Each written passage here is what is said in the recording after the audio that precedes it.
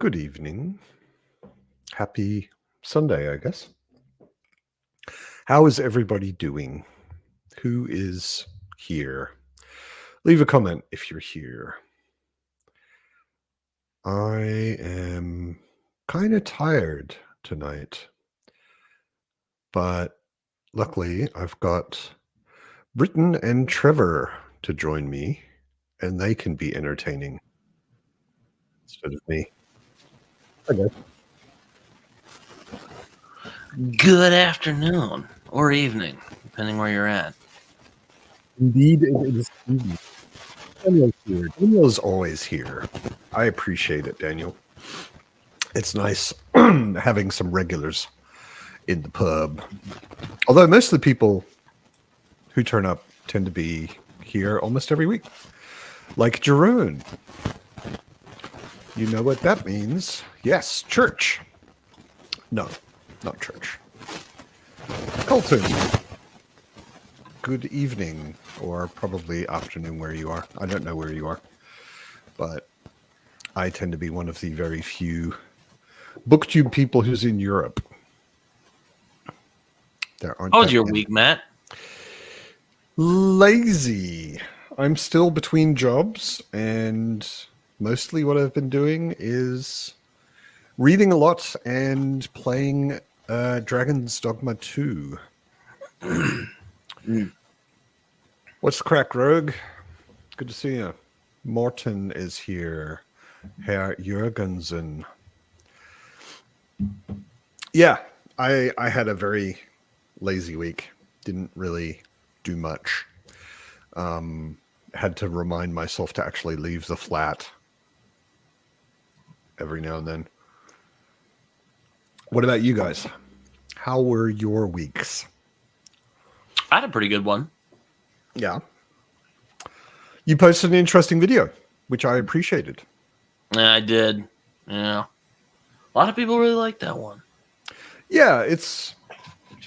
I mean, I did a video when I had my huge break and came back, and I did a video which was mostly about having depression. And that was really hard to do because it's not a thing you want to talk about. No. But when you do, people, like, I don't think there was even a slightly critical comment. Everybody was extremely positive and supportive and nice about it. So I don't know who would make a critical comment. Oh, you have depression? What's wrong with you? Yeah, but I mean, like, these are the irrational things that go on in my mind. Yeah, no, I hear you. Like, you're going to be judged in some way for it, and maybe people are silently judging somewhere else, but everybody who said anything said very, very nice things, and I think it was the same on your video. Yeah. So now we all understand why you're such a weirdo. Yes. Fair enough.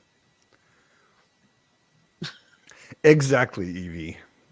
Exactly. That is the What you got to be depressed about? The reaction I was expecting. Thank you.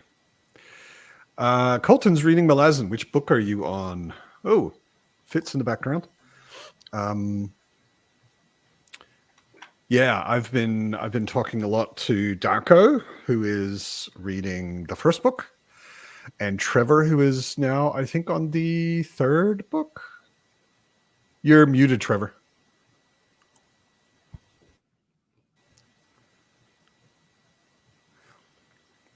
Indeed, Evie, there's a Fitz in the background. She wants some attention too. Also, good to see you. Lycanius. Yeah, Lycanius is one of those things that has been hyped a lot, and a lot of people I know and respect really liked it. And I read the first book and was having a really hard time tracking it. Like tracking the story and the names and the weird timey-wimey shit going on. And I didn't want to continue the trilogy because I just felt kind of lost. And I'm not stupid. I mean, I'm kind of stupid, but I'm not completely stupid. And I read sometimes complex books and follow them, like Malazan. But like Lycanius, I was really having a hard time following. So it felt like too much work. Can you hear me now? I can. Yeah. We can. Okay. Yeah, technical difficulties. Yeah, I need to start Memories of Ice. Okay. You're up to memories. Okay. Cool. Yeah, sorry to hear that you're not feeling so great, Evie. I can completely understand. Yeah, depression sucks. Yeah, I was going back and forth with myself in my head today about whether I would actually cancel the pub just because of how my mood in general was, but I don't think I've had a pub yet where I didn't feel better afterwards. So I thought, yeah, it's good to have at least one commitment during the week that, you stick with no matter what, unless I'm out of town. Daniel says Lycanius explains what's going on, but not in the first book. And that was very much my impression. Fitz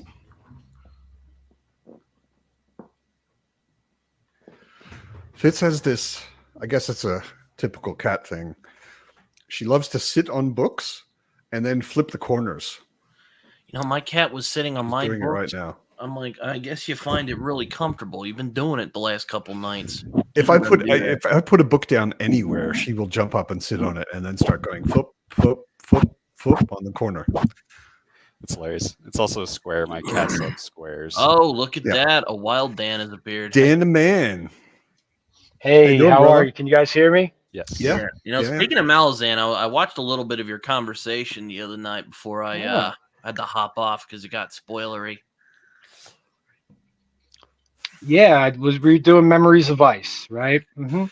Yeah, And, I've had a habit lately of staying up later than I should. And a Uh-huh. lot of people's streams are like at 1 a.m. my time. And I was like, oh, cool. I can watch a stream at 1 a.m, or at least part of it.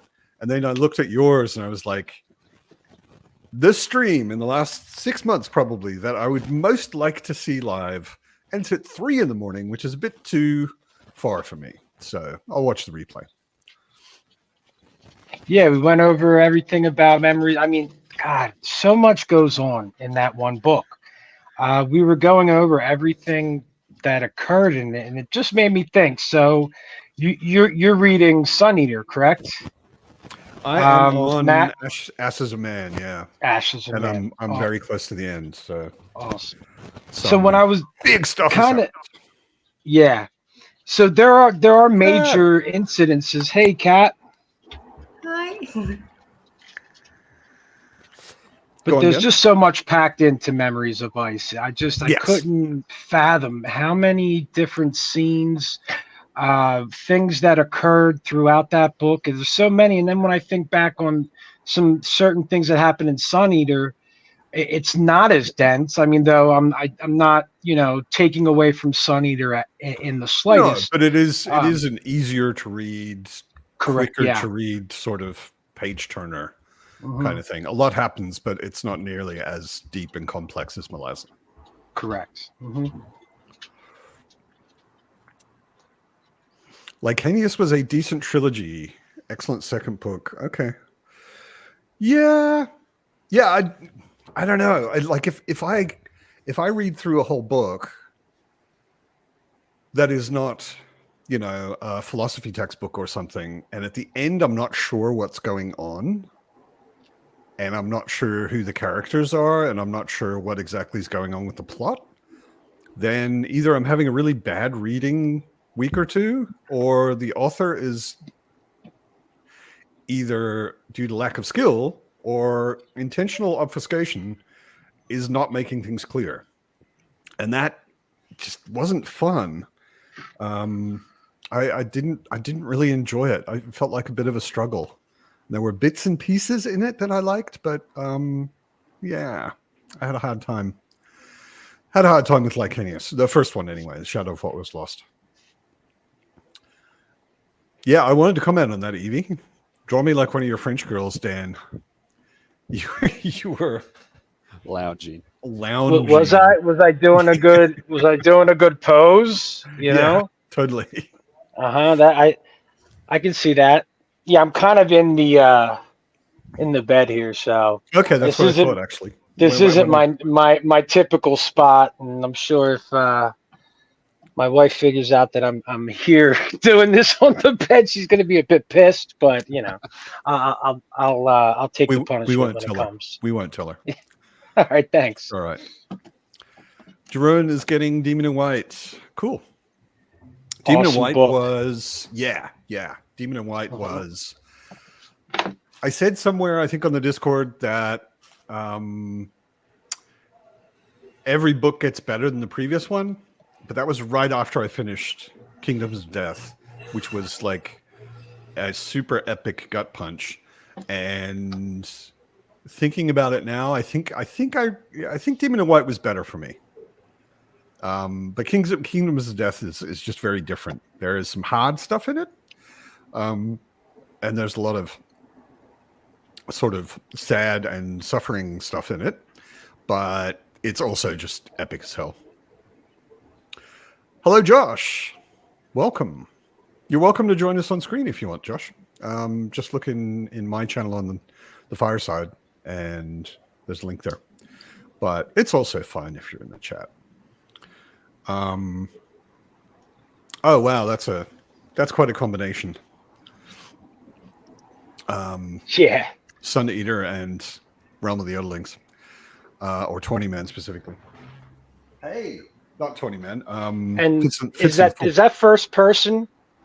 Yeah. Fool's Fate. Also first person. Yeah.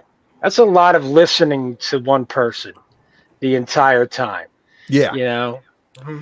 And they're both, like, when I started Empire of Silence, the first Sun Eater book, it only took me like a chapter to go, this guy's a bit like Severian in Book of the New Sun, but he's also a lot like Fitz. Not just because it's first person, but just by personality. Speaking of Fitz, what is my fucking cat doing?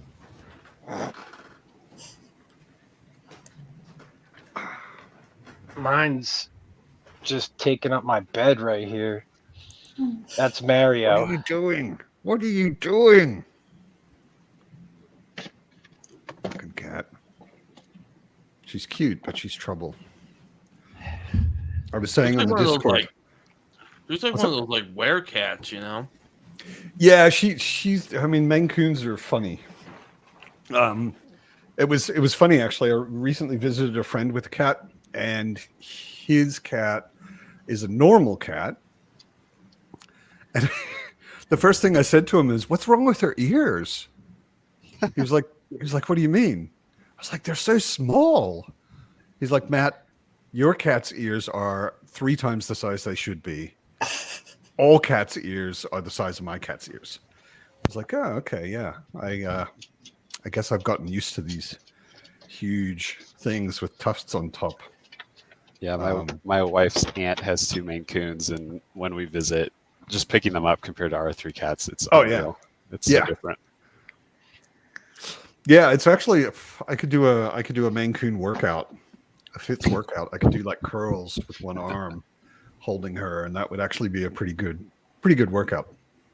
And she's gaining weight. I mean, she's still growing. Yeah, she'll get another 30-40% bigger, which is pretty big. Sorry to hear that you're not doing so well, Bex. When I have time not reading, it's either... Actually, in the last 2 or 3 days, I didn't really read because I got really into Dragon's Dogma 2 on the PlayStation, which is pretty good, and also frustrating and kind of broken in some places. It's weird. It's a really weird game. I watched a video of a guy did a review of it today, and he's like, "How can I like a game that is this bad?" He's like, "It's not just horrible, but I actually like it, and I am conscious of a lot of problems it has." Was that the Skill Up video? Yeah. I was watching that earlier. I love Skill Up. Anybody who is into video games and doesn't know Skill Up, go look up Skill Up. I started watching him because he's from Sydney, and I just liked hearing the Australian accent. And then I realized he does the best video game reviews I've ever seen. So, literally, yeah, like way better than anybody else I've ever seen talk about video games. Really, really good. Brian, all you want to do is start Baldur's Gate. Yeah, you start BG3 and you may not read very much for a while. That's true. I think I put about 150, 170 hours into that game. It's crazy. But it's that good. Yeah. It is that good. Skillup won't review it because it's too good. Yeah. He doesn't know how to do it. It's just too good. Yeah. Which I also totally respect. It's like, this game is so good I don't know what to say about it is a valid response. Absolutely. Have I read any W.G. Sebald? I have not. I've never even heard of W.G. Sebald. Tell me about W.G. Sebald, Mitch. I'm not sure what that's in response to. Your average Bethesda game fan. I'm not your average Bethesda game fan by any means, but you're probably like, Skyrim is pretty broken in lots of ways, and people are super addicted to it and have put thousands of hours into it. Yes, kind of like that. But he goes on to explain it. Like his reviews, he doesn't do short, snappy reviews. He does long spoken essays, basically, which are very, very thoughtful and insightful, and interesting to listen to. So, like Luke Stevens. Have you ever watched Luke Stevens? Don't know Luke Stevens. Oh, he's really good. You like video game review content? Yeah, enjoying a broken mess. Exactly. Are you typing, Trevor? No. Are you typing, Britain? I was typing. I'm You were on typing. mute. When you type, Kat, it's really loud. Probably because your mic is right next to your keyboard. So Yeah. if you're going But to I've be typing, heard from people that a I lot. type pretty loud. Sorry. Angry. Yeah, don't typing. worry, Kat. I'm an aggressive typer myself. Yeah. I've broken a few keyboards at work. You know, just you know. I'm like, another New one keyboard. gone. Go to hell, keyboard. There you go, Britain. More praise. Thank you, Brian. Appreciate Yeah. it. Did everybody see Britain's video about his Asperger's syndrome or disorder or whatever people want to call it? I dated a girl who has ADSD or ADS and Asperger's last year, and she filled me in on all of the discussions going on about what these things are named and why that the name should change. But yeah, no, it was a good video. If you haven't seen it, go watch it on Britain's channel. Some Okie Dude. Pete, good to see you. How's your weekend been? How's your week been? What about you guys? How are you doing, Kat? It's been busy, and the next 2 weeks are going to be busy as well. So I'm a little tired, but other than that, I'm good. Cool. Mac, good to see you. You had exams last time I saw you in the pub, I think. How did they go? They went really well. Cool. I was really happy. I don't have exams now, thank God. Excellent. But I'm in a play, and What's the play and who are you playing in it? it's a historical play written by a friend of mine. And I play the assistant to a teacher at the Collegium Trilingue, so the 3-language college, the trilingual college, which was a school in Leuven, which is my university town, in the 16th century, 17th century, Okay. where they taught Greek, Latin, and Hebrew. and the play is set during a siege of the city, and we're cool. still in the city and trying to. A siege is always good for some tension. Yep. And some impending doom. Said Memories of Ice and Steven Erickson. Yeah, and Legends and a kind of bad indie book I read recently, and yeah, lots. It's speaking of indie books, I did finish Joe's book, and I liked it. Yeah, me too. I didn't think I would like Joe's book because it was just not in my wheelhouse. I like a little darker tone to books. It's a superhero type book, and yeah, it really captivated me. It drew me in, and Rohan's a good character. Yeah. Sometimes with a character like Rohan, he has this sarcastic way of dealing. He deals with difficult scenes with sarcasm, and sometimes that can go overboard, but I did not find that within that book. I thought it was pretty good. Yeah, I read a lot of superhero comics growing up, and occasionally still now. And to be honest, I read Wistful Ascending, or actually I listened to it, only because I like Joe. Because I just had this concept in my head. I was like, text without any pictures about basically a superhero. I know that was my thing too. I was like, oh man, I'm really not that definitely interested. Pulled it off. But yeah, no, it was good. It was good. Yeah, he gave you that vision and that that artistic. You could definitely get that from his writing. The descriptions were very well done. Battle scenes were done well, as well as the humor. Yeah. Colton, Dead House Gates is pretty regularly in the top 3 or top 5 for most people. Like it's one of the really, really good ones. It's controversial. There's a particular character in it. You'll know who it is when you get to there. And people love discussing that character. And a lot of people hate her, and a lot of people have a lot of sympathy for her, and so on and so forth. There are lots of different opinions. And when am I going to see that character again? Did you read to the end of Dead House Gates? Yeah. Who? Colton or me? No, you, Dan. Oh, okay. No, I've read Memories of Ice, so I've read all. I saw Colton's about 25% into Dead House Gates. So, we follow each other on Goodreads, right? And Dead House Gates is fantastic. But that character you were discussing, I'm itching to see her again, and I don't know when I will. After I'm at Memories of Ice. I'll ask you again. Did you read to the end of Dead House Gates? Yeah.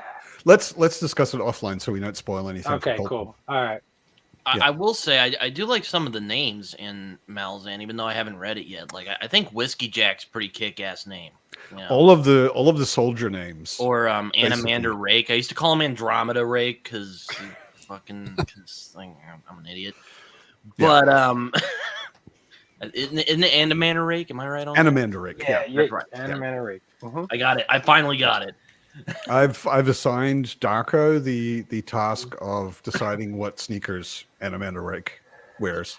That's oh, Matt, what a good thing to do. That's perfect, man. Yeah, he's somebody. I can't take all the credits. I forget where it was. It might have been For Whom the Bell Tolls. He and Brian were talking about it, and Brian suggested that he do a what sneakers would fantasy characters wear video, and I told him yes, but do one specifically for Malazan. Right. So I'm going with this for Anamander Rake. Okay, ready? Yeah, I'm not sure it's black enough, but it's black and white, and so is he. Yeah, so. It's got the silver, right, and the cracking because he's ancient and stuff like that, and we got the black. That's all black, and I found some red online. in there.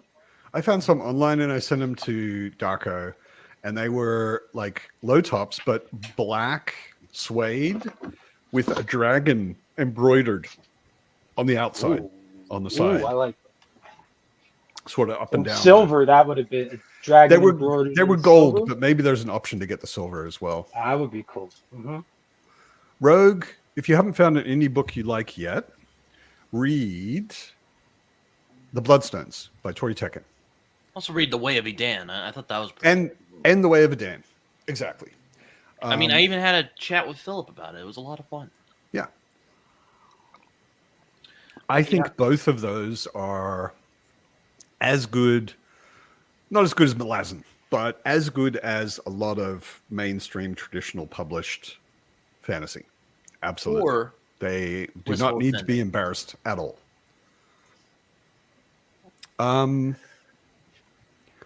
Mac is finishing Empire of Silence this evening. Yeah. For anyone who doesn't know Max Garfield, he is famous for writing comments that are about as long as my arm on my videos. Well, not just my videos, everyone's videos, because he gets all the references somehow. Like authors like Christopher Rucchio or Gene Wolfe or whatever, who have like huge brains and have read everything, and they've got references to everything in their books. Mac gets those references, which is crazy. And I'm always like, okay, that's interesting. I didn't know any of that or notice it when I read it. I still like the book a lot, but yeah. Okay, so who was it? W.G. Sebald is a German author, well respected. So I was a bit surprised I hadn't come across. Yeah, I mean, I can read German, but I don't, because I don't enjoy it. It doesn't flow for me the way English does. So it always feels a little bit like work and is slightly exhausting because I have to think while I'm reading, and it keeps me from really sinking into the text. So English is a Germanic language, though. Can you speak German? No, I can't. Right. So it's another language. Yeah, it's a totally different language. I speak it fluently. Him and I are American. We don't speak any other language. That's true. Crazy? That's true. There isn't anyone in your We're that country. ignorant. We expect all you guys to speak our language, right? When we come over there, don't even try to learn nothing, except for you, Matt. But good for you being a decent American. I appreciate that. Well, I met a guy. The thing that really motivated me early on, I was in Germany for about a year, and I went into like an antique store, not a fancy antique store, more like a junk shop antique store kind of. And there was a guy from New York behind the counter, and I heard him talking to a customer in English with an American accent. So I said, "Oh, hey, you're American. I was born in America. And how long have you been here?" And he said, 14 years. And I was like, why the fuck were you speaking to that customer who is German? I could tell from their accent that was a German. Why are you speaking English to them? He said, I don't speak German. Shut up. I was like, how can you be in the country? He was a gay guy. He was in a relationship with a German guy. Uh-huh. But Germans speak never pretty good English. Never decided to pick it up, huh? If you live here and you don't want to bother, especially if you live in a big city, where the education level's higher, you can survive on English, but you have to be really damn lazy, as far as I'm concerned. But anyway, I really want to read more in German.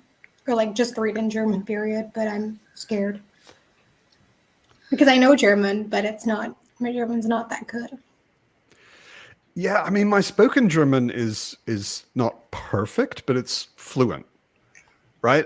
I totally can have a conversation about anything, no problem.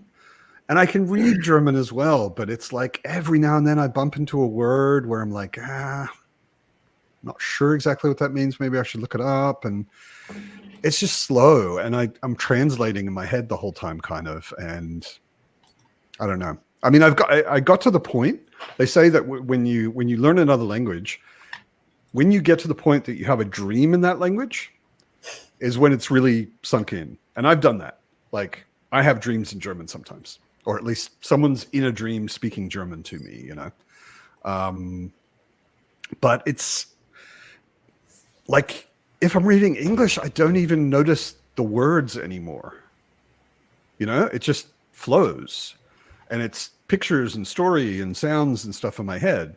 And that, I don't get there with German. Yeah. Some Americans do that.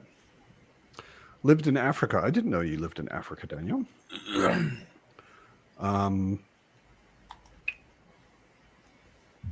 People would be there for 20 years and still not speak beyond the most basic level. Yeah, it's, I don't know. To me, it was two things. It was basically power, like just the power to be an independent person. Like, when I moved here because of a woman. So my girlfriend and eventually wife and eventually ex-wife was doing all my paperwork and shit for me. If we got a letter from anything, I had to take it to her and say, I'm an idiot. Please tell me what this says. And it was extremely time consuming and disempowering. You know, you feel like you're a 5-year-old. Or I go down to the bakery, you know, and I'm like, 2 of those, you know, you just feel like you're extremely limited. 3 and the other 3 of those. and 3. It took me. I 3 actually of those. one time I went into that scene in Inglourious Bastards because of my own experience. Like, he went like that, and I went, "Oh shit, Yeah, dude!" I did that too. Only like because I realized it when I was. It's weird because I realized it when I was in Paris.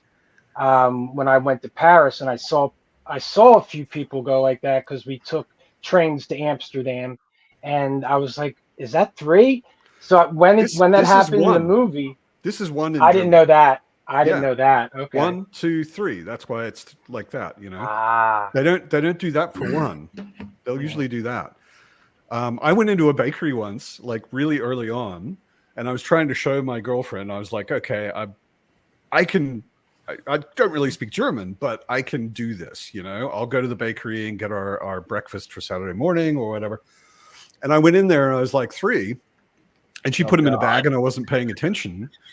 And I went home and I opened the bag and there were only 2.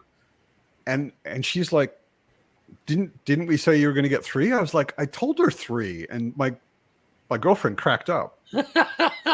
She's like, that's not 3. I was like, you did an Inglourious Bastards. I mean, of course that's 3. What are you talking about? And she's like, no, that's 3. I was like, oh, okay. Oh, that's great. Hey guys, I wanted to just hop on and say what's up to everybody for a little bit. I got a few things to do, so I'm gonna hop off and maybe read. I appreciate you having me on, guys. Everybody have a good weekend, okay? We are gonna do some sprints though. Yeah, I'll be doing them with you, but just offline. I got a few things to do now, and I'll probably be heading up with you on sprints. Cool. Good to see you, Dan. Guys.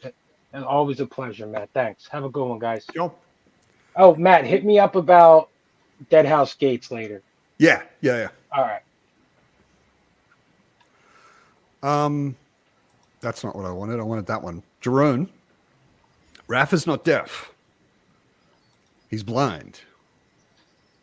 I think he's being ironic. I don't think he's actually signing anything. He just can't see his own hands and realize it looks kind of weird. I think Jerome's being ironic. Yeah, I'm being ironic right back at him.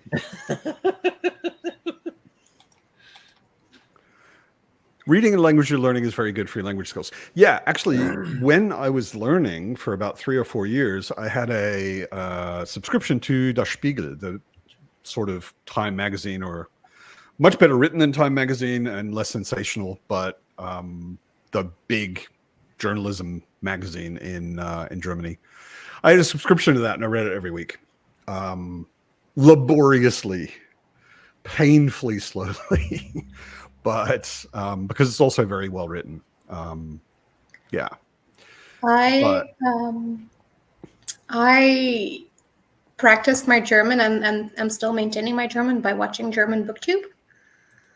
I've found a few channels in German and I watch them, and that's how I got to understand German as much as I do. I've got a friend here who is American who watches Netflix, not everything, but often watches Netflix in German, like German shows on Netflix in German with English subtitles for the same reason. It's just like get used to hearing it and be able to look at the subtitles and figure out what things mean. Yeah, and this is also one of the things I would say, Josh and Mac. A lot of people have said plagiarism about Sun Eater, and Rockio has talked about it, and it's totally not plagiarism. He's not stealing. I would say he's not stealing any of the essential building blocks of the book from anywhere, right? I mean, the plot and the characters and the world, but there are little nods and hints and Easter eggs all over the place that relate to Dune, that relate to Star Wars, that relate to Book of the New Sun.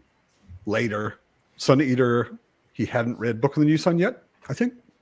He read it between or after Sun Eater and between that and the second book. I would definitely not call it plagiarism. I think your friend Josh mentioned that a friend of his hated it because it was plagiarism. I think your friend is maybe a little sensitive. Yeah, and people say, like Rogue said, people say Red Rising. I haven't read Red Rising, so I can't say anything about it. But from what I do know, I like at least the basic story is very different, I think. But like I said, I haven't read it. Yeah. There you go, Daniel. Rockio hasn't actually read Red Rising, so he couldn't be plagiarizing it. Yeah, exactly. He the first edition of Empire of Silence didn't have any kind of connection to Book of the New Sun because he hadn't read it, and then he read it, and he did in second edition of Empire of Silence where he put some references in which weren't there originally. Yeah, exactly, Mitch. It's plagiarism because they're both in space. And they both have words. Exactly. Written by a man. So it must be plagiarism. Wait, which Josh? Red Fury Books Josh or another Josh? No, Red Fury Books Josh. Not he didn't like it, but he said a friend of his didn't like it because it was plagiarism. Oh. But borderline plagiarism. See, I don't even think so. I mean, the world, there is a feudal-ish system of government in this galactic empire, which is reminiscent of Dune, but it's actually a Roman Empire structure more than a medieval feudalism structure. It's very inspired by the Romans. In fact, he uses Latin names for a lot of things all over the place. So yeah, I mean, I wouldn't call it plagiarism, but his inspirations and his references and the things that he likes are very obvious. Put it that way. What have you asked thrice? Did I miss something, Brian? Is the planet with Commonwealth and Kingdoms of Death kind of like the warrior we meet in Citadel, the Archetarch with the state-approved phases, etc.? Yes, actually, that is very similar. Yeah, the Commonwealth in Kingdoms of Death is the most ripped-off feeling thing. Was the most ripped-off feeling thing to me, because the Askians in Citadel of the Archetarch, which is one of the books of Book of the New Sun, the Askians they felt to me like a a maybe criticism of communism, like extreme Chinese communism at the beginning, and they can only speak in approved phrases, which have become sort of analogies for saying other things. I can't. It's so bizarre. I can't think of an example right now. It's so weird. I think he really does weird. play with it. Like, I think it goes deeper than it sounds like when you try to explain it to someone. Like, I wouldn't know a better way to describe it, but I think he goes to some interesting places with it. You mean Wolf? Yes. Yeah. Yeah. No, totally. I mean, it was one of the.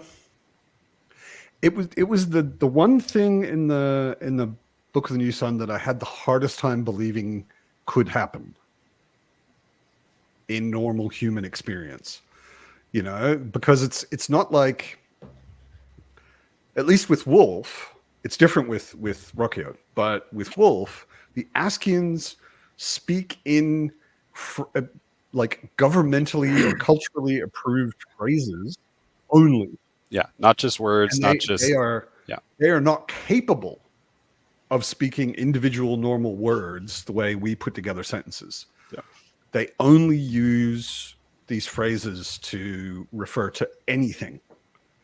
And that, to me, was like, can a culture function on that? Well, did the Askians function? I mean, as good as the Commonwealth, That's more or true. less. That's true. You know, I mean, They're each equally terrible. yeah, they had a semi-functioning society, so I don't know. Wait a sec. I loved that section of the book. It was just so weird. Oh yeah, yeah. When the Askian soldier tells the story and the woman translates it, Right, which, like, how could she actually, and there's no way she's doing that without bias. It's just him playing around with narrator yeah, bias again. like multiple, like 3 levels of unreliable narrators. It's great. Rocchio seems like an interesting guy to talk to. Like, I would like to read one of his books before I ever talk to him, but he seems like an interesting dude to talk to. Super interesting dude. I mean, I haven't spoken to him directly myself, but I've seen a lot of interviews, and he seems like a super intelligent, extremely friendly dude. So that's interesting, Daniel. But like, when the first binding came out and I saw the cover of a long-haired redhead guy with a lute on his back, I was like, is this the new Name of the Wind? Like, I thought it was going to be called Doors of Stone. And I was like, oh, it's written by like a totally different guy. Okay. Just the picture in the cover made me think, okay. Yeah. Yeah, Jerome. I mean, he does use Wolfian language in places. I wouldn't say it's that prevalent throughout the book. I don't know. Apparently, there's some really big words in Book of the New Sun that are apparently real words. He didn't just make them up out of nowhere. All of his fantasy vocabulary is actual words that existed in English and have gone out of usage, or Latin. Some of them are directly from Latin. It's a lot of fun. And it's a part great of book. kind of the framing of the narrative too. Yeah. Get me all fired up to read Book of the New Sun now. It's really good. Yes. Romans in space. Space Romans.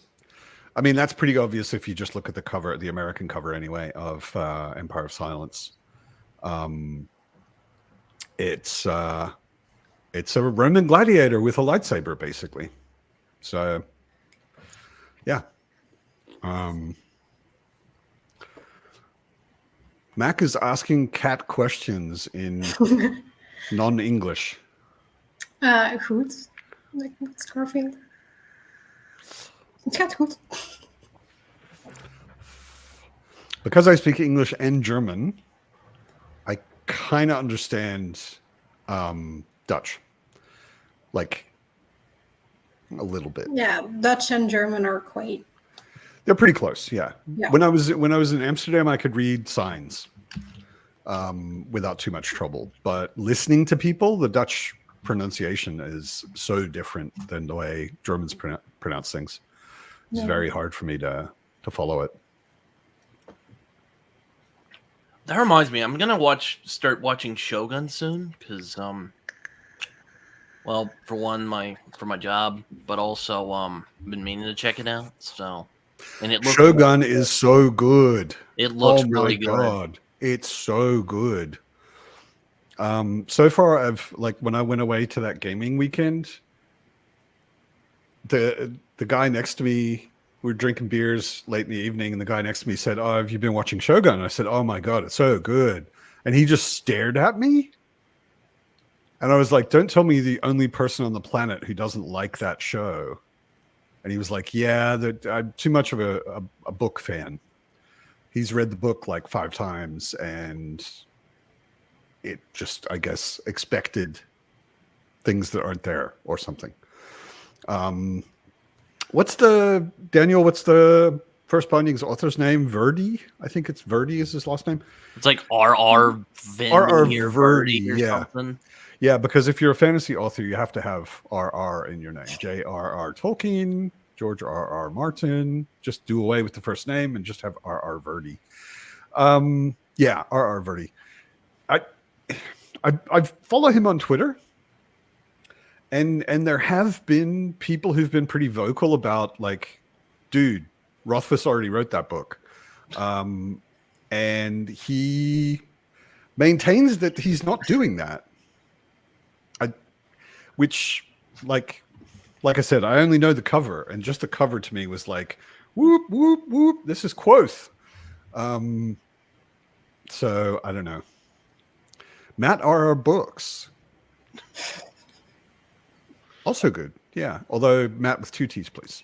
You can do that in your next reading vlog of Lord of the Rings. You can be like, "Hey guys, it's Matt R.R. Books here." Exactly. Reading.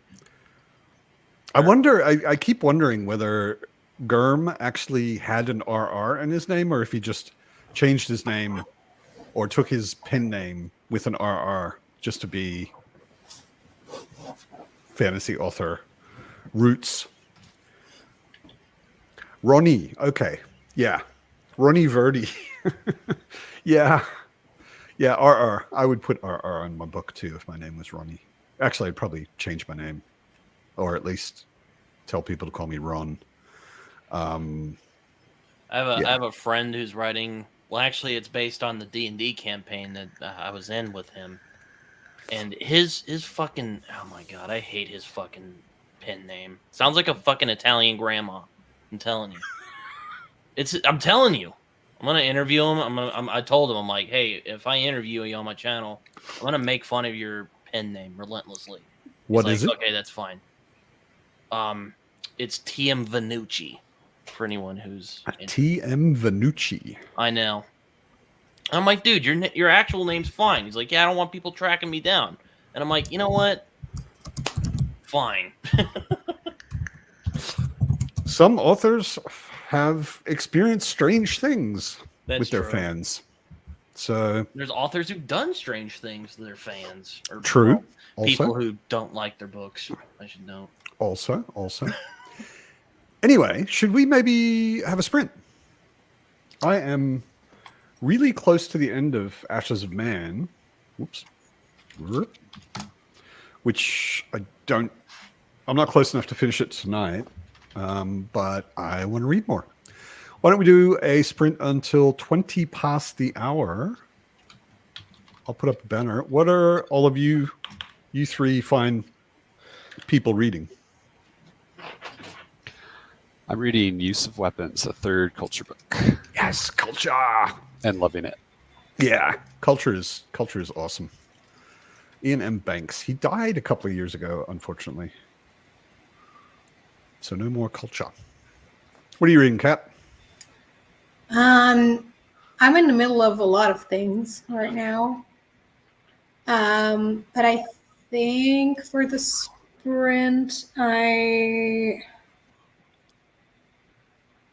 think I'm going to read Orpheus Builds a Girl, which is about a doctor who gets really obsessed with one of his patients, like a female patient. And he decides that she's the woman of his life. The woman gives no indication that she has any interest, but he decides that she's the woman of his life. And then this woman dies, and he tries to bring her back to life because... Okay. It's really messed up. But... Frankensteinish. Yeah. Britain, I think it would be Michael M.M. Moorcock, actually. Yeah. Which are already his initials. So, why not? What are you reading, Britain? Well, I'll continue with My Darkest Prayer by S.A. Cosby. I just picked this up. I like S.A. Cosby, so okay, it's pretty good so far. All right. Then, enjoy your reading. See you in half an hour. Please mute yourself.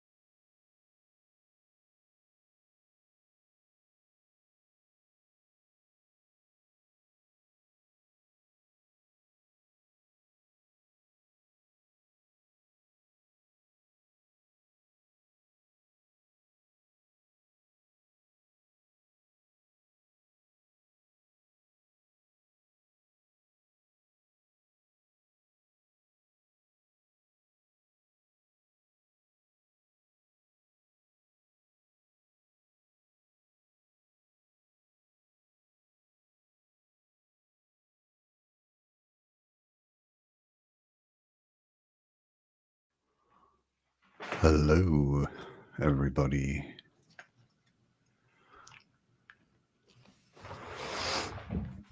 How's your reading?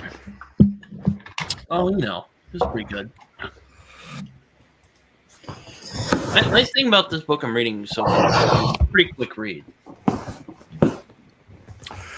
I do not know the book or the author.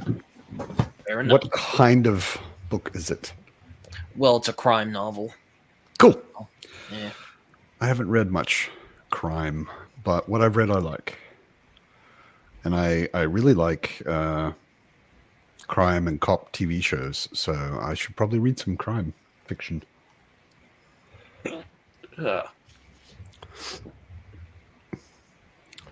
By Trevor.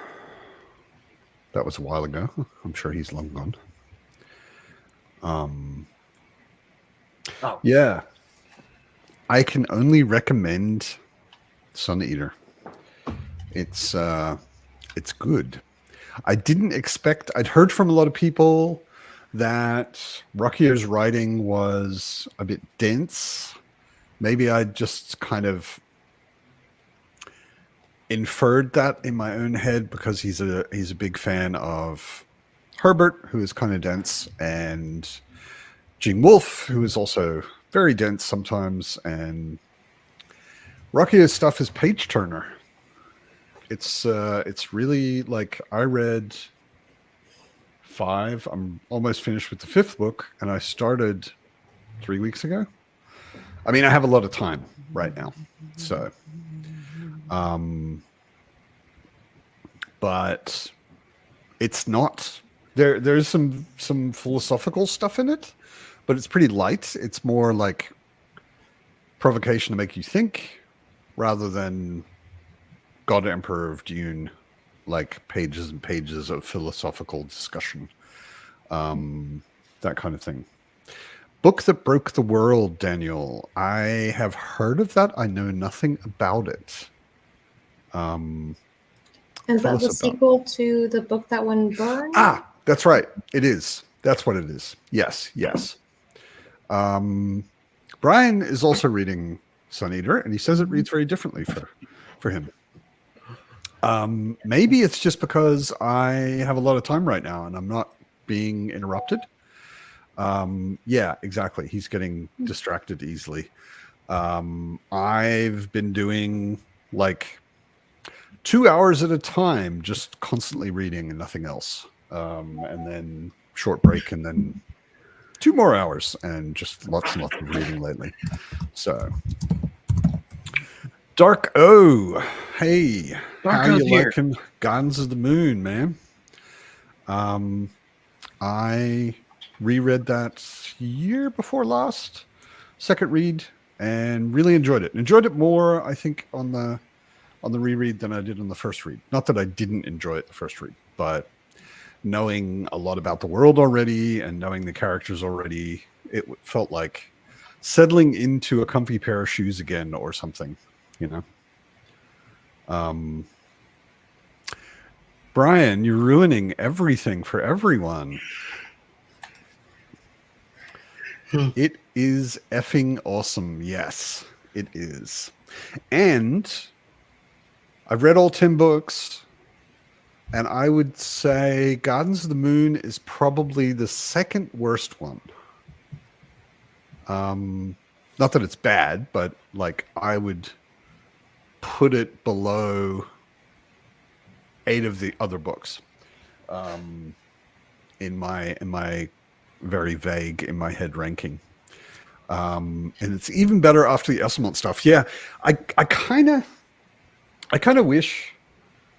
I don't think it was a wrong decision, but when I decided to reread, I decided to reread the 10 books and then read.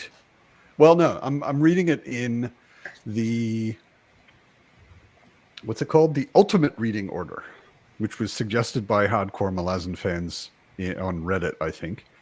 There was a big discussion about it, and eventually they came up with kind of a list which puts all of the Esselmont novels and the other Erikson novels kind of in where they belong in relation to Book of the Fallen. So I think I've got Reaper's Gale next, and I think after that I've got an Esselmont. I'm gonna need to drop because my brother is coming by. No worries. Tell him we said hi. Okay, I will.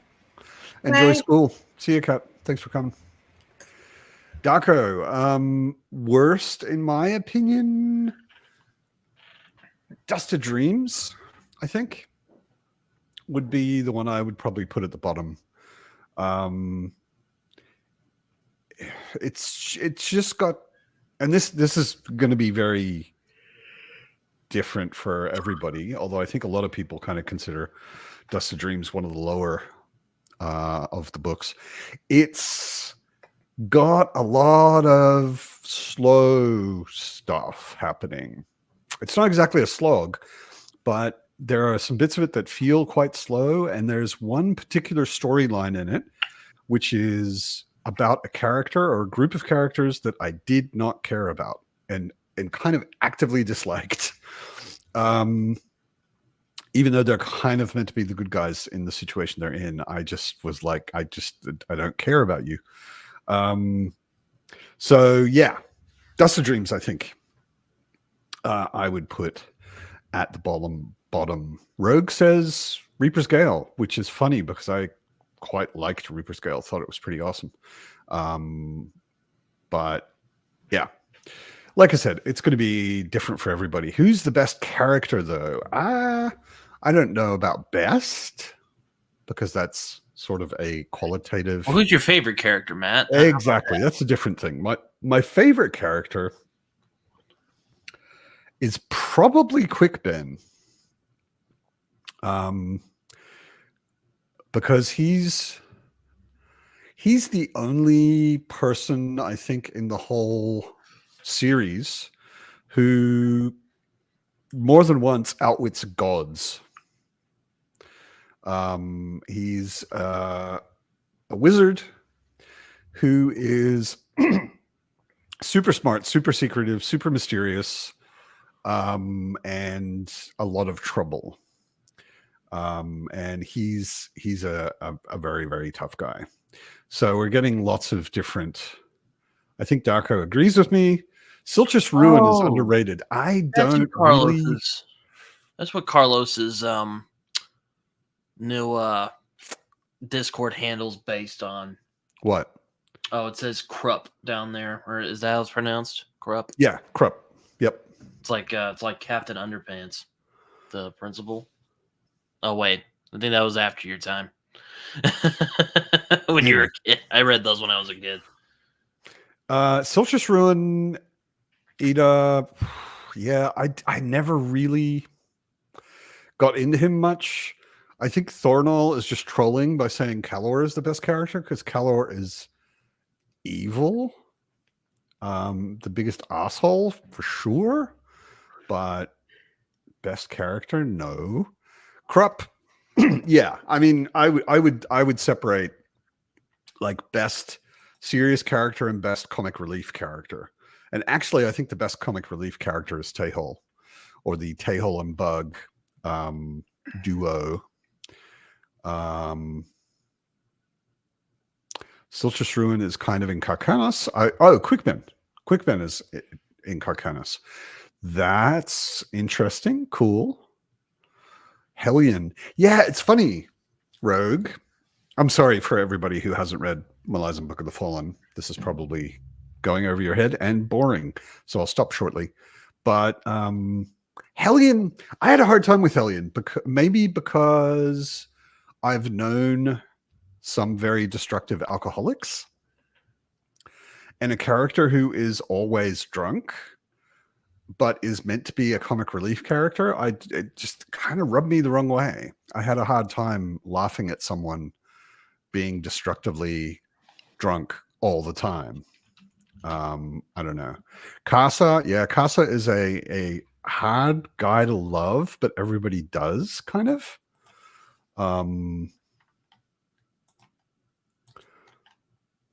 Quick Ben's interaction with Shadow Throne in Gardens. Yeah. Yeah, there's a lot more. I'm not going to spoil anything because Darko is still in the first book, but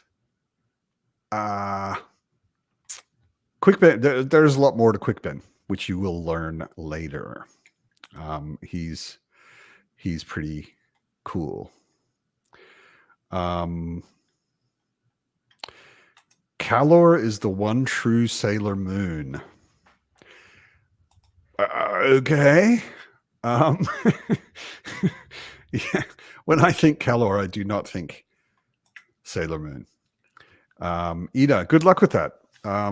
Being as smart as Tail would be, and as funny as Tail would be pretty cool. Yeah.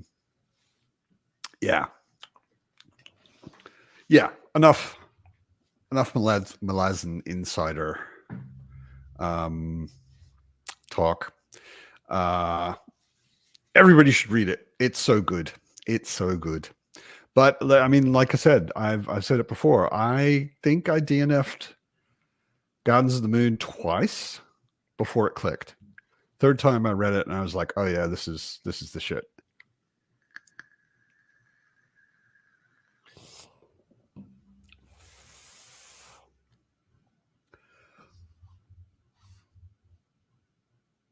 Yeah, and that's a good point, Thornall. It's too complex to have a favorite character in a way. I mean, somebody said this in a video, there are 600 named characters in the 10 book series. Yeah. A lot of them are with all of them. Well, you don't. I mean, a lot of them are not around long enough to matter. I think there's more like maybe 50 or 75 or something that really matter and are kind of consistently through all of the books, or a lot of the books anyway. But yeah, there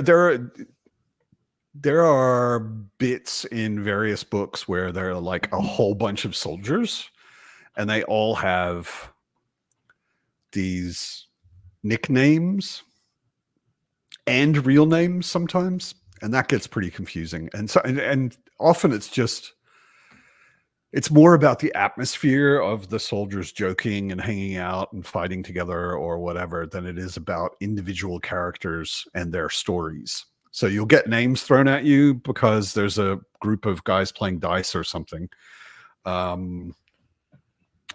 But you don't need to remember them really, because they pop up here and there and don't stay around for that long or only pop up every 50 pages or whatever. One more Malazan question. Do you prefer Genabacchus or Seven Cities? I prefer Genabacchus because I think Darujistan is the most amazing city in fantasy, or one of. I love Darujistan. I could do a whole series just set in Darujistan. That'd be awesome.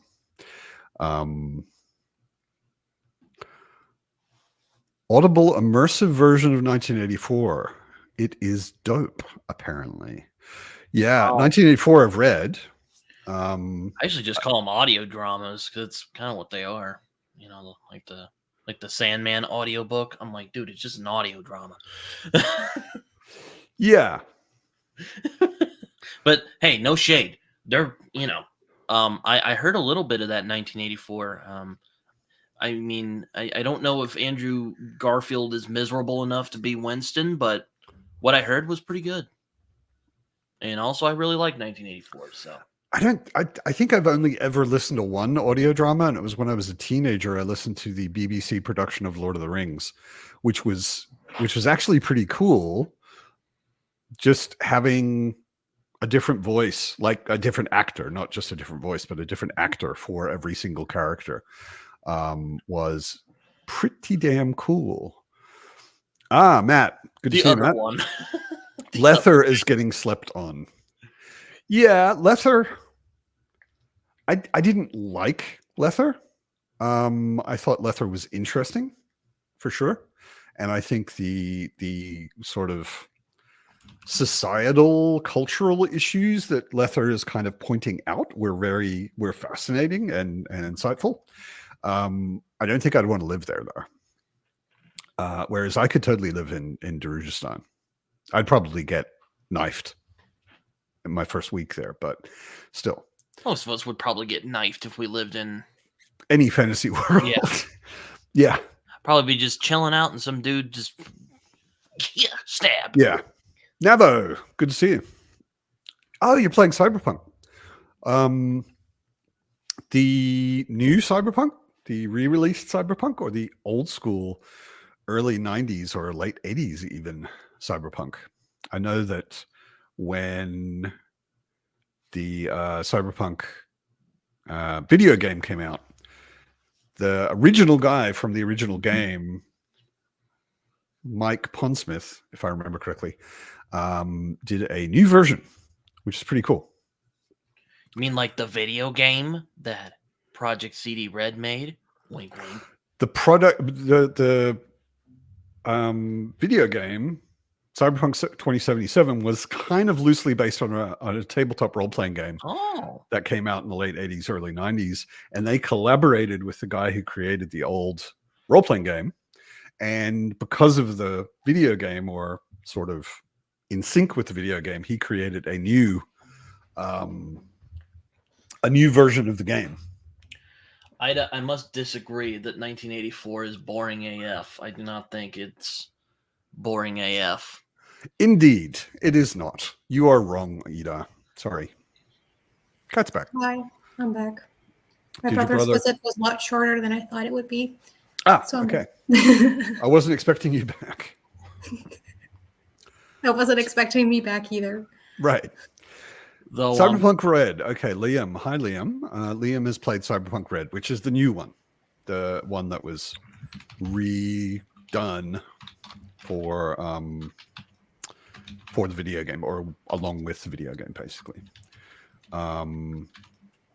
Late 80s, DK Moon says, yeah, I played Cyberpunk back then too. And I mean, it's hard to imagine, but imagine you're creating a cyberpunk world that people should play games in, and mobile phones don't exist yet in reality. Like, at all. People are not carrying supercomputers around in their pockets. So it's a really, I looked up, I got a PDF of the old game, the original. And and it's called Cyberpunk 2020 because it was 40 years in the future at the time. And yeah, it's really interesting to look at that old game, which was mostly inspired by William Gibson's cyberpunk novels, like his early cyberpunk novels, like Neuromancer and that whole series, Count Zero and whatever. And I mean, William Gibson wrote Neuromancer on a mechanical typewriter. And mobile phones didn't exist, and electric cars didn't exist, and a whole bunch of things that we the internet didn't exist. Like the web, anyway, didn't exist. The internet existed, but the web didn't exist. And it was all like imagining what the internet theoretically could be, and how people might communicate in the future. And it looks really dated now. Because, yeah, like Liam says, it's Cyberpunk 2020 doesn't work anymore since it's already 4 years later. I haven't looked at the new one, Cyberpunk Red. So I'm kind of curious what they've done with that. I imagine it feels much less far future than the original did. But I have no idea. Yeah, Liam, you can track Liam if we say his name. Talk about Fritz Leiber or Cyberpunk. Exactly. No, Liam talks about other things. But well, I know. Yeah. He does talk he actually about read Embassy Town, and Leiber he mentioned me in his last video. So that was interesting.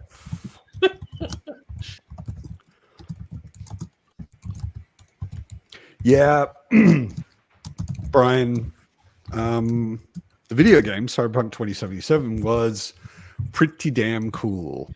It was super buggy when I played it. I played it pretty much right after it released, and it was weird and buggy, and there were all sorts of strange things, like cops basically teleported on top of you if you did anything criminal, like immediately, and you'd see exact copies of the same person, like groups of 5 of exactly the same person walking down the street, and it was really weird, but it was still really fun, and it had a very good story, which Dragon's Dogma 2, which I'm playing right now, does not.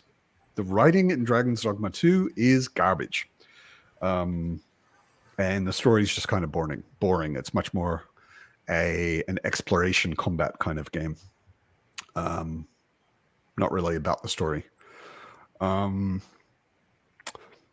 Did you, Brian? You waited until they fixed it. Did you also get the new DLC, the Phantom Liberty, I think it's called? I haven't played that yet. I wanted to go back to 2077 and see what they fixed, and if they fixed everything as much as I thought, and then also maybe get the DLC and play it a bit, because it was even in its buggy, not everything perfect state, it was a really, really good game. I am 2 things as a gamer. I am a story enjoyer and I am an explorer. Like, if you've got an amazing world I can explore, I'm in. If you've got a great story on top of that and cool characters and it's well written, I'm even more in. And as long as you got those, I can forgive almost everything else. You know, I don't care that much about crazy awesome combat, because like 14-year-olds can do it better than I can anyway. And I don't care about a lot of those things, but like good exploration, good story. That's my jam.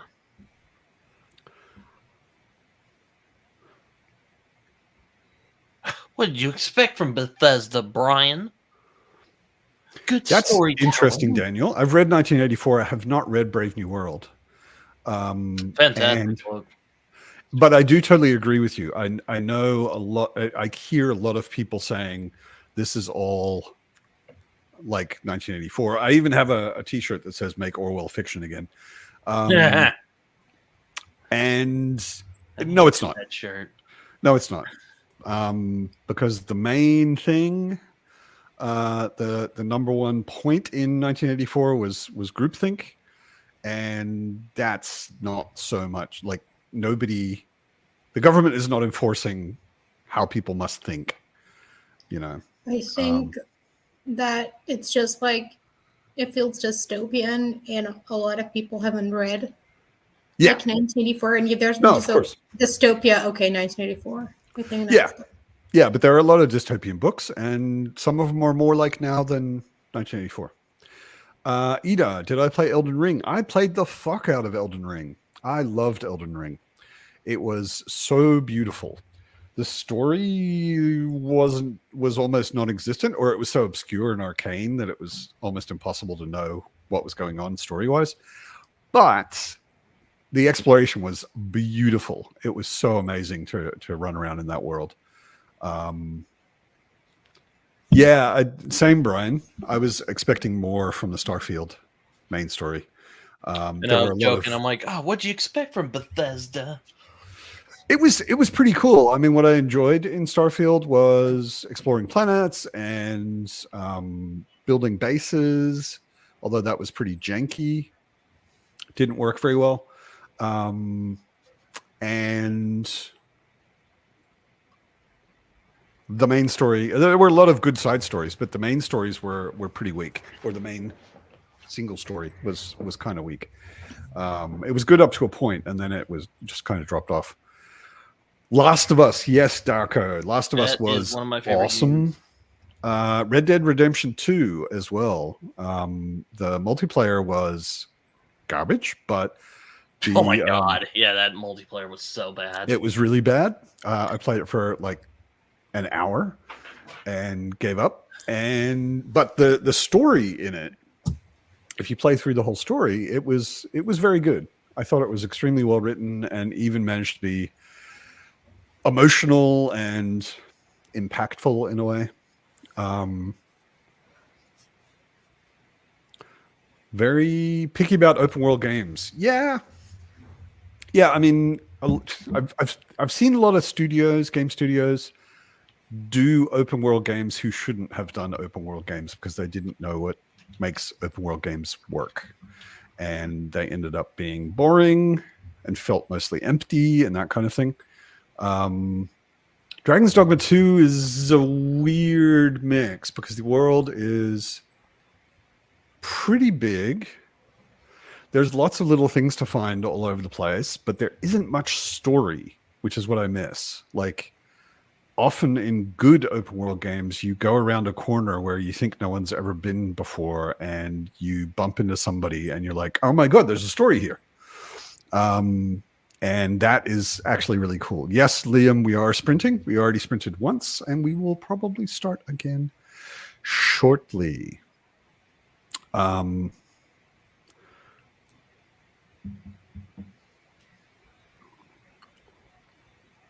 Guys doing vocal impersonations of Arthur and Dutch, who are characters in Red Dead Redemption 2, in the multiplayer. That sounds hilarious.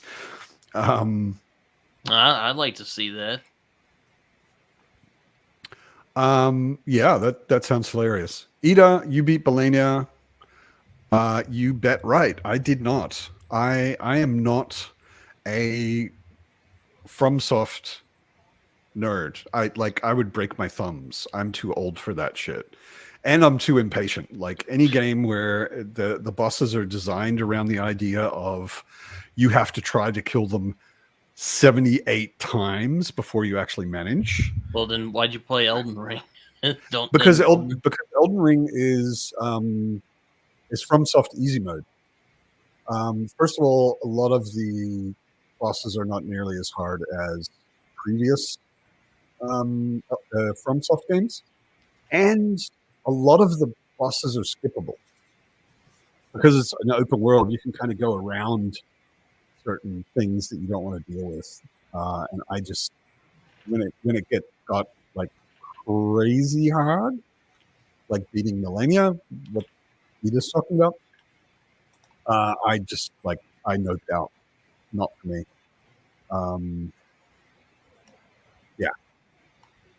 Yeah, exactly, Daniel. It's not Orwellian in that there is no authority that's making people. Well, I mean, there's deciding to be stupid themselves. I mean, the government's being a little. I mean, the government's always pretty shady, but I don't think it's 1984 levels. You know, not at all. Not at all. I always get frustrated when like people are like, "Oh, it's just like 1984." I'm like, "Bitch, no, it ain't. North Korea, that's 1984 over there." Yeah, I mean, from what I've heard, it sounds like kinda. Yeah. Yeah. Good way to get me into a RAF type of rant is to say we're in 1984 right now. So, see you, Jerome. Angry Smurf is here. Hi, Anita. Good to see you. We are about to start a sprint. I just decided. Sprint. So why don't we do, just so I don't have to change the banner again, why don't we do again until 20 past? Good for everyone? Should be. Cool. Mute yourself and enjoy your read.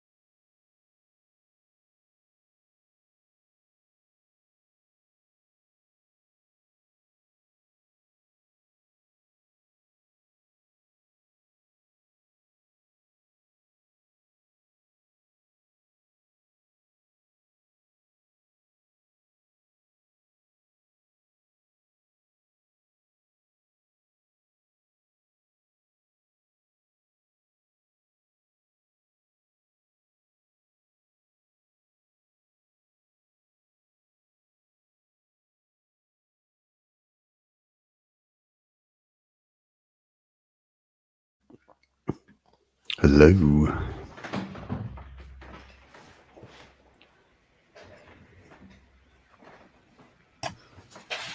How are you all? It's going good. How was your reading? Went well. It was pretty good. I was wrong about Ashes of Man. I forgot that Rocchio's books, like Tolkien's books and Herbert's books, have appendices and lists of characters and background information and stuff in the back. So I finished Ashes of Man. And I started Dregs of Empire, The Dregs of Empire, which is a novella, but it's unlike all of his other novellas, it's like a direct sequel to Ashes of Man. It hits exactly right after the end of Ashes of Man. So, but with different characters and in third person. So, interesting. I should probably take this banner away. Everybody in the chat, how's your reading? What are you reading? Is it good? I hope it's good.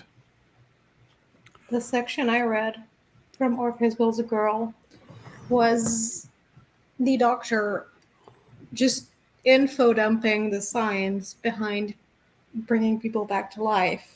Okay. And it was mentioned that, like, if you freeze a body, then you can preserve it, blah, blah. And then it talked about wood frogs, that they do that. And I looked up wood frogs, and now I'm spending way too much time learning about wood frogs. Wikipedia-ing wood frogs. I heard about, I don't remember what it was, but I think there are multiple animals that do that. That go into some sort of frozen hibernation just because of the weird ecosystem that they live in. No. But the wood frog apparently can survive for 193 consecutive days in an average temperature of minus 6.3 degrees Celsius. That's 20.7 degrees Fahrenheit. That sounds I uncomfortable. Okay. That sounds uncomfortable. Yeah, I mean the theoretical, at least, science behind like cryogenics sounds like it could kind of work. The science in, like, Sun Eater is not a hard science fiction series by any means, and people are transported through space in frozen storage, basically. And it's hand wavy science, you know. It's like their blood is removed and they get pumped full of some sort of cryogenic fluid, and they survive, you know, and they can be in there for hundreds of years and still survive. The problem with freezing bodies, though, is that when the fluids freeze, they form little crystals which damage your body. Yeah. So it doesn't really work. No. And I mean, I'm very accepting of science fiction that's hand wavy, because if only 50 years ago someone had described 100% accurately our lives today, it would have sounded like weird science. You know, I remember when I was, I don't know, I think I was 6 years old or 8 maybe. And my dad was a computer programmer, had his own company. And I was a curious, precocious 6-year-old. And I was in his office and I asked him about the computer on his desk. And he laughed and he said, "Oh no, this isn't the computer." I was like, "What do you mean? I kind of know what a computer is, and you've got like a monitor on your desk and a keyboard. How is that not the computer?" He said, "Yeah, get up, come with me." And he took me to the elevator. We went down to the basement. And the basement was this huge white room, overlit white room, like in Severance. If you've seen the series Severance. And he gestured at all of these refrigerator-sized things that were spinning tapes. And he said, "This is the computer. All of it." And that computer in his basement, which was serving the entire building with extremely limited capabilities, was not even a tenth as powerful as the thing I carry around in my pocket every day now. Nowhere near as powerful.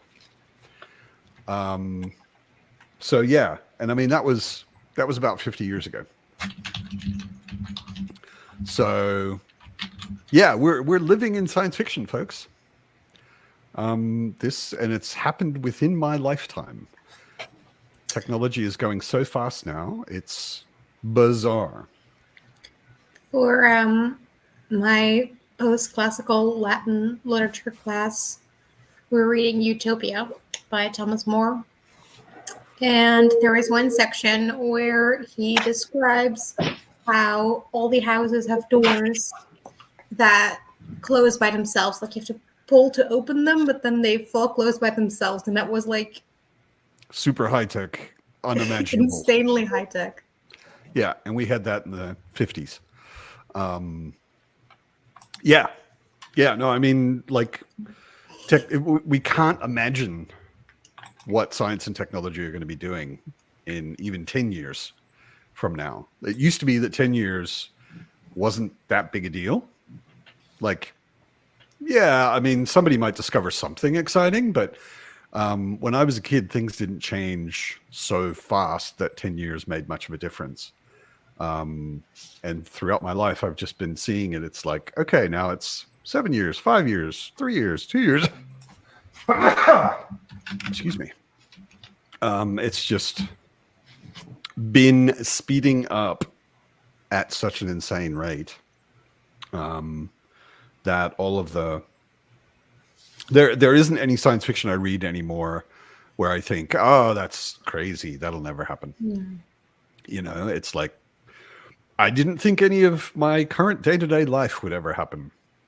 You know, like, I'm sitting in my flat reading books online live with people around the world.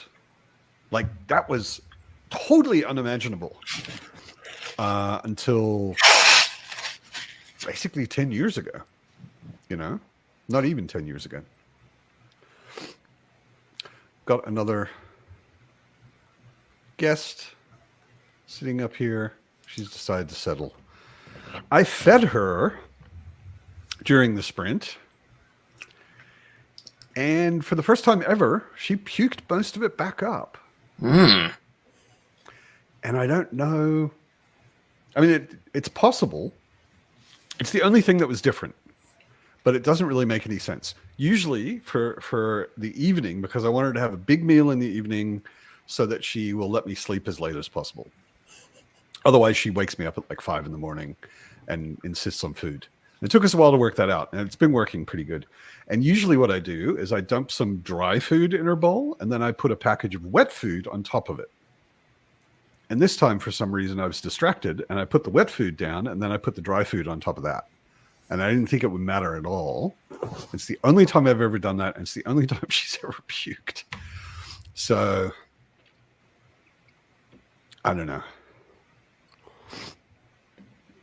Yeah, it's like a very select British club.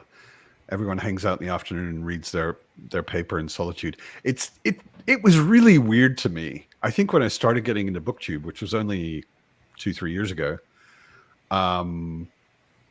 I stumbled on, I think, one of Alan's sprints. I was like, oh, somebody's doing something live, and I just clicked on it. And I popped in, and there were like 4 people on the screen, and all of them were like, I was like, what are they doing and why? I don't understand this. It's totally insane. These people are reading live on camera together. Who wants to watch other people read? And I hung around for long enough to get the chat in between, and then it sort of started making a little more sense. But yeah, and now I do it every Sunday. So yeah. I think things have reading changed. sprints are just weird until you try it, and then you realize that it's actually kind of fun.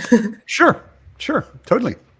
And I mean, like the way I do the Sunday pub, it's like it's sort of a surprise. It's a nice surprise every week. Who's going to turn up and what we're going to chat about and whatever.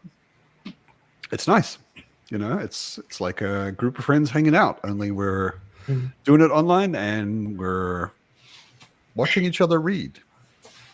Sometimes.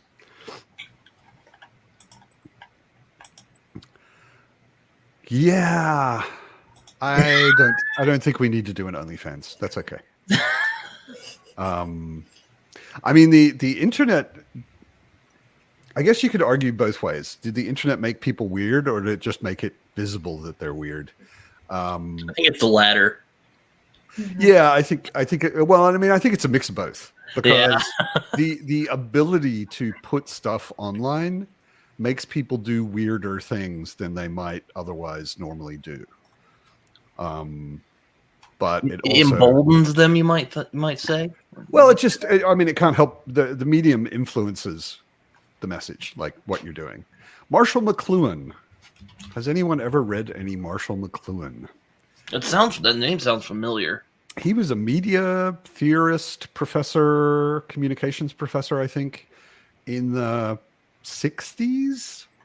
And he wrote some really interesting books about the medium and like how different communication media affects what you're communicating and how you communicate. And he was back then, I mean, he was basically talking about like, there's this new thing called television, and here's what I think of it and what I think it's going to do to people and how it's going to change how people think and talk and, you know, all that sort of stuff.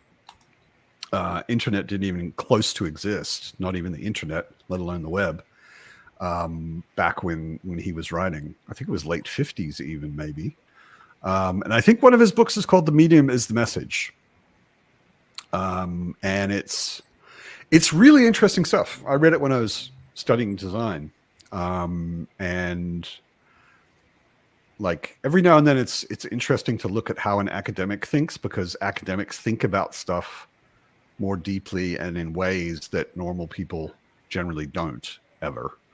And you know, it's easy to follow what he wrote. It's not like an academic paper or something. But there were thoughts in it where I was just like, whoa, this guy's blowing my mind. I've never approached thinking about anything this way before. It's interesting. Marshall McLuhan. I think I had to read something by him in high school. Really? Yeah. That would surprise me. But I mean, you're a lot younger than I am. In my high school, nobody would have ever even heard of Marshall McLuhan. I had a teacher who was an interesting man. Okay. Interesting or actually interesting? He had read a lot of different things about a lot of stuff. Okay. And he wanted to share that with us. And so we ended up watching really weird documentaries and having to read like essays and stuff about really random things. But it was fun.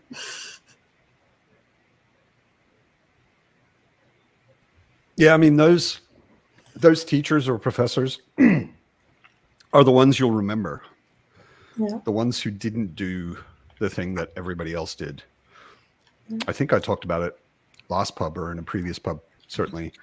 I had a professor named Richard Carlyon who has unfortunately died. He was already old when I was in university. But he was the most originally thinking person that I've ever directly met.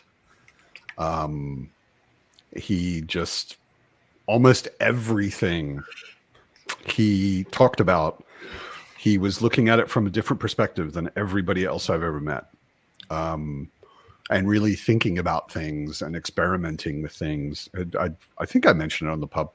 He had a tower of televisions in his living room. And they were all black and white, and they were all tuned to different channels, and they were all on all the time, and the sound was off. It was just like this visual barrage of stuff going on. And he would sit there and watch it.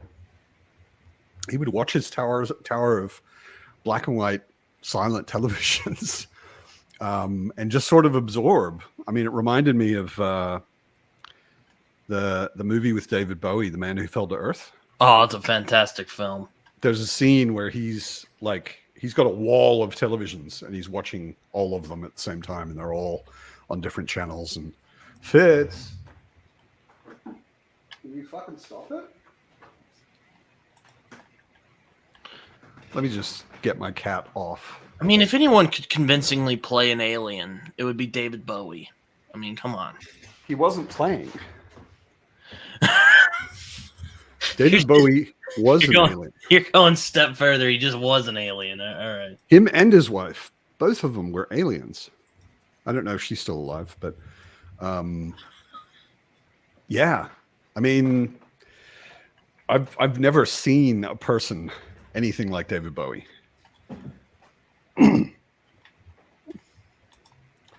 But it was a sad day when he died. Yeah, absolutely. Thank you, Colton. I also look forward to the pub. Usually, occasionally I get anxiety about it, or I'm just feeling not so great.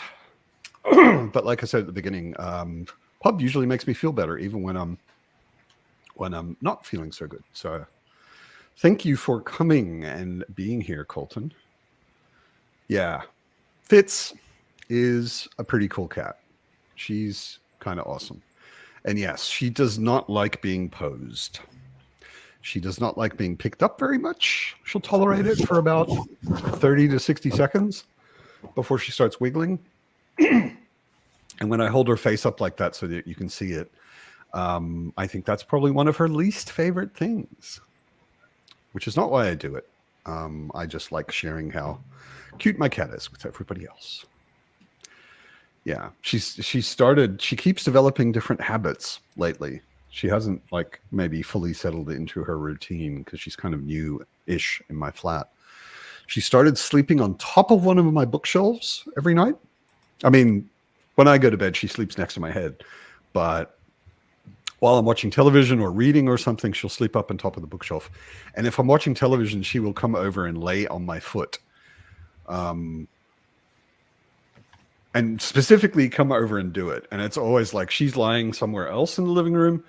I sit down, put my foot on the floor. Within half an hour, she'll just get up and casually come over and fall over on my foot. Do I have any favorite visual novel? Depends on what you mean by visual novel. Do you mean comics, graphic novels, that kind of thing? If you do, favorite Hellboy, Sandman. I call those comics, but yeah. Yeah, I mean, they came out in individual issues originally, but they are basically a long, ongoing story, kind of. Hellboy certainly is.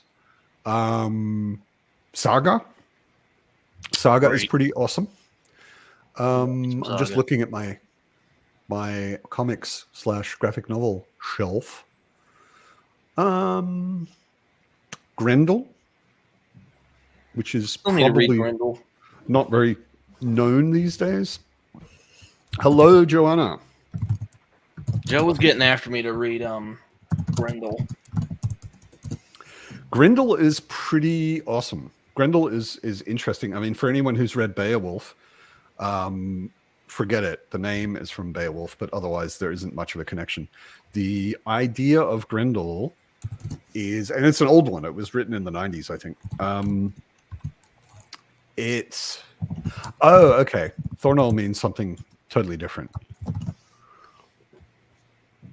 Okay, a video game that is text-based, which is basically one novel with choices. So a choose your own adventure, but as a video game in a way. I used to play those a lot when I was a pre-teen because that's all there was back then. There were no video games. This is another thing with the insane acceleration of technology. Like, I could not even imagine something like Elden Ring when I was a kid. It was just impossible to even start imagining it. Back then, I have not played Stay Night. I don't even know what that is. I've never heard of it. So I'm not sure I know anything like that. Joanna owns Grendel. Why do you own Grendel? I would never pick you as someone who has Grendel on their shelf. Grendel is basically the idea that there is a demon, which is not physical in any way. It's basically just a spirit that possesses people, and it makes them super smart and evil. And the main story, the first part of the story, is a guy named Hunter Rose, who becomes essentially the biggest mafia boss in the world. And he's possessed by Grendel. And he is at night kind of a super villain. He dresses up in a costume and does things.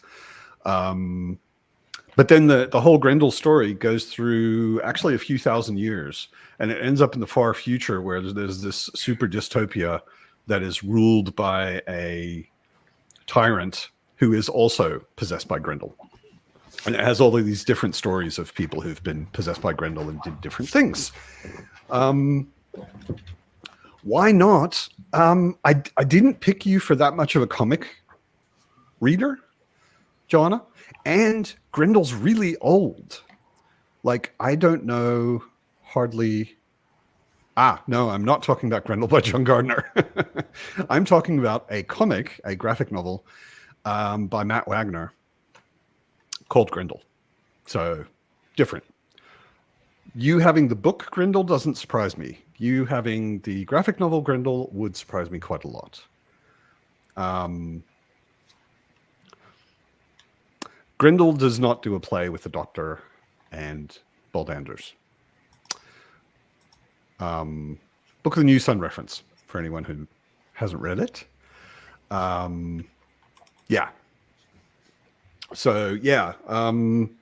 don't think that answered Thornell's question at all. I don't think I can answer his question because I don't know anything like that. Brian, you played text-based Muds. I was the biggest villain on Ambermush. Well, the second biggest villain, which is a text-based MMO, basically, for people who are too young to know what a Mud is. And a Mush was basically the same thing. Is it somehow based on the Chronicles of Amber by Roger Zelazny? It is. Ambermush was a whole bunch of big fans of Roger Zelazny playing the characters from the books and other characters that sort of fit into the world. And I played one of the leading Lords of Chaos and did a lot of bad things to people. So you were a what's the term? Griefer? You were a griefer before griefers were a thing. Kind of. I mean, it was a really interesting thing because it was You're a proto griefer. I love this. It was like an MMO in that you had a whole bunch of people logged in simultaneously, and you could see things other people wrote, and so that part was like an MMO. But the other part was like theater because basically what you would do is you would have out of character conversations with people just between the two of you and come up with a story involving both of your characters or multiple other characters as well. So everybody would kind of agree on a particular plot that we wanted to play and who was going to play what role, and then you would improv it as a role-playing game for other people to also participate in and see what was going on. So it was really, really unique. It was nothing like anything anywhere else. That sounds pretty cool, actually. I mean, I'm sure it was really cool. I'm sure it might seem dated nowadays if I like logged on to it. Totally. Well, and it was interesting because there was a whole programming system behind it as well, which you didn't have to know anything about. You didn't have to get involved in that if you didn't want to. But you could, for example, you could program a room. So it was all text. And when you went into a new room, it had a name and a description. And underneath were a list of sort of commands that you could do in the room and exits. And you could type, go north. And you would leave that room and go into the room that was north of it. And I programmed a lot. In fact, I think I programmed more than anyone on Ambermush. And rooms that did all sorts of really weird stuff because my character was from Chaos where everything was kind of bizarre. And it was a lot of fun. I spent probably far too much time while I was in university. Instead of studying, I was playing Ambermush. Horrendous, also a German mud player back in the day. There's a wheel of time. Okay. I'm sorry. Didn't realize that. Go ahead. Do they have what? Oh, I was going to ask, did they have 2000 AD in Australia when you were growing up? Of course. Yeah. Because I know the Brits really like 2000 AD. And I like it too. I like Judge Dredd a lot. Back when I was a kid in Australia, it was hard to get anything from the rest of the world. The whole importing things wasn't really doing too much.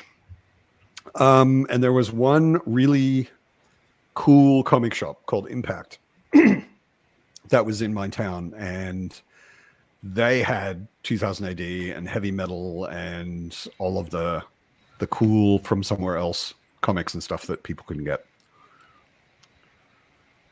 So you indulge from what I'm hearing? Indulge in reading the comics? Yeah. Yeah, I mean, back in the day, I haven't read Judge Dredd or 2000 AD or anything like that in a long time. Deadhouse Gates has a character named Coltane, which is similar to your name. I hope he doesn't suck. Coltane is one of the most legendary characters in the whole series. He definitely doesn't suck. So don't worry about that, Colton. No, Coltane is the opposite of sucking. Which would be blowing, I guess, but he doesn't blow either. He's awesome. Jeff played a bunch of mods, eventually led to Ultima, same with me, then D&D, then EverQuest, and finally WoW. I had to go cold turkey on WoW at one point. I almost let WoW destroy my job and relationship. So is that why you got divorced, man? No, different relationship. Oh. No. We got divorced because we just kind of grew apart. The old saying. I hear you. Yeah, I mean, we were just at very different periods of our lives. I was older than her, or I am older than her, and I was working a high-stress job that was very demanding, and she was in university. And she got out of university and wanted to do a whole bunch of stuff, and I'd already done that, you know. And yeah, we just kind of went like that. So you were kind of old, and she was kind of like Yeah, and you were like, I wasn't that much older than her. I think I'm 8 years older than her, but that's a big difference when you're 20 and your partner's 28, you know, and your partner's already got like 6 years of career behind them. And you're just like getting out of university and like, woo, I'm going to go do amazing things now and whatever. And I was a bit more settled and, you know, I had responsibilities and job and all that. So, yeah. But we get along really well. Still. I sometimes spend Christmas at her place with her and her husband and 2 crazy daughters. So they spawned, or was that from a different relationship? No, that's theirs. Oh, okay. Those kids are theirs. Yeah. Now I'm looking at your Goodreads, and of course you're reading Lamort to Arthur on your currently reading. I have been for a long time because it's not something you can read like Sun Eater. You know, it's like the language is a bit of a struggle, and I read a lot of it for a bit. I mean, this is like the 6th time I've read it, but I really dove into it for a while, and then I was like, nah, I need something more modern for a bit.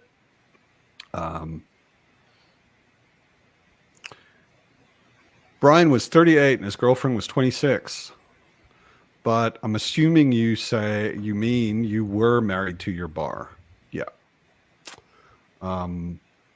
See, that's not a bad idea. I would love to have a nerdy girlfriend. I don't think I've ever had a nerdy girlfriend who like reads fantasy science fiction, plays video games. You're playing like WoW, and your girlfriend's just like standing there confused. Well, no, just he played EverQuest and WoW with his wife, so together. Yeah,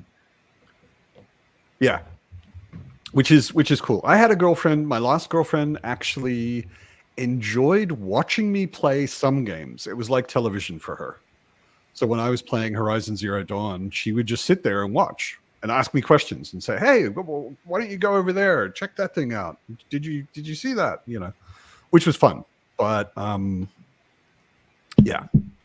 I used to do that with my brother. He really likes gaming, and I would just sit next to him and watch.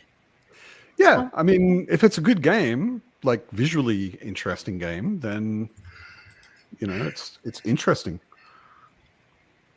Can be interesting to watch. Yeah, Brian, you, me both. It's also why I'm single. And it's hard to find nerdy girls. I don't, especially nerdy girls who are my age. Like, I think being a nerdy girl is cooler now than it was when I was, you know, in my 20s. I think when I was in my 20s, I had never met a nerdy girl ever at all. Like role playing, it was always guys. Now I know through role playing, I know a number of nerdy girls. But back in the day, didn't really exist. Uh-oh, Dan. So the expiry date on your marriage has been set. Your wife discovered you're a nerd. Yeah, exactly. Like nowadays, I know girls like in their 20s or whatever who are addicted to watching Critical Role. They may not have actually played role-playing games before, but they watch other people play role-playing games on YouTube, which is insane to me. In comparison to video games, I think watching other people play role-playing games is actually pretty damn boring. Yeah, it's I like Critical Role, but man, those are really long. I can't. My patience is just. The other thing nobody seems to know is on Critical Role, they are not role-playing. Right? They're not playing D&D. It's a simulation of playing D&D. I expect that almost all of it is scripted. I'm not absolutely certain, but for it to be that kind of spot on, I think it has to be. And they're all professional actors. So, you know. Yeah, Pete. I did the same thing. I used to be doing something else, and I'd put on Critical Role and pay half attention to it. Yeah, I also, Brian, I did not watch it that long. I think the first season I watched all of it. And then I was like, I'd rather actually be role playing, meet a bunch of people around a table and drink some beer and eat some pizza and roll some dice. It's fun. Yeah, no, I'm not absolutely certain, Pete.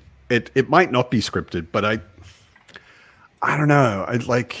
They're probably just that good, Matt. Yeah, well, either Matt Mercer is like a really good DM and he's feeding them a lot of really good story, or because I mean nobody's D&D games run like that. And it's actually in the role-playing world, it's actually a problem now because a lot of young people have been watching Critical Role for years, and then they go out, they've never played a role-playing game, and then they go out and play a role-playing game with normal people, and they're like, why aren't you doing the voices? Why does that have to happen? You know, they have this idea that role-playing is Critical Role, and role-playing is a role-playing game with normal people is nothing like Critical Role. But yeah, I don't know. Anyway, it is getting close to 11 in the evening here. So I think it's time for me to go. Yeah, I'm actually going to go watch Monkey Man in a little bit. So enjoy. I've heard it's good. Well, yeah, it looks like something I'll enjoy. Yeah. And I forget his name, but he is a good actor. He was in The Green Knight. That was a fantastic movie. It was. And Slumdog Millionaire. I know it's probably... I love it. I don't care. It's one of those I don't care, I love it. It's like Forrest Gump. Why should you apologize for loving Slumdog Millionaire? It's a great movie. And there's some people who think it's like cultural it's stupid. You know how it is. You know how it goes. How can it be a cultural appropriation if it's all Indians? I have no idea. I don't know. People will find reasons to nitpick things. Yeah. I mean, it took an Indian kid who was completely unknown and made him a Hollywood star. So I think that's pretty cool. You know, why not? Same to you, Brian. See you later. It's always fun, Matt. Yeah. Likewise. I will see you next week. I don't think there's anything that would keep me from pubbing next week. So see you all next week. Have a lovely week. Sleep well. I'm going to go do that. And see you in a week.